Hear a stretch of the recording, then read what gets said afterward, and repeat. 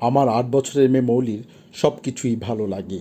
ওকে একটি গোলাপ এনে দিলে তো কথাই নেই, গোলাপের দিকে ও এমনভাবে তাকায় যে ওর ভালো লাগার রং গোলাপের পাপড়ির চেয়েও রঙিন হয়ে চারিদিক ছড়িয়ে পড়ে। ওকে একটা সস্তা ফ্রক কিনে দিলাম একবার। ফ্রকটি পেয়ে ও আনন্দে এতটা লাফিয়ে উঠলো যে আমি খুব বিব্রত বোধ করলাম। চিড়িয়াখানায় হরিণ আর খরগোশ দেখে ও যখন ঝলমল করছে, আমি তখন গাধা দেখানোর জন্য নিয়ে গেলাম ওকে। ভেবেছিলাম গাধা ওর ভালো লাগবে না, কিন্তু দেখেই ও চিৎকার করতে থাকে, গাধাটা কি সুন্দর, গাধাটা কি সুন্দর। রাস্তায় একবার একটা নোংরা বেড়ালকে কি মিষ্টি বলে জড়িয়ে ধরতে চেয়েছিল ও। খুব সস্তা 4 আনা দামের লজেন্স ওকে এনে দিলাম একবার।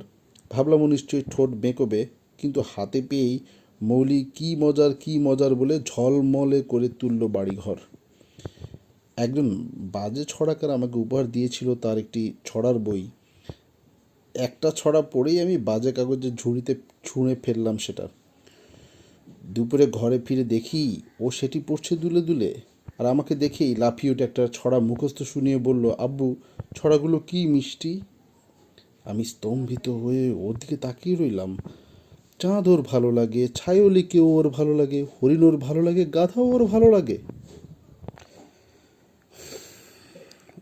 ওকে যাই দিই তাই ওর ভালো লাগে, ওকে যা দিই না তাও ওর ভালো লাগে, ওকে যা দেখাই তাই ওর ভালো লাগে, ওকে যা দেখাই না তাও ওর ভালো লাগে।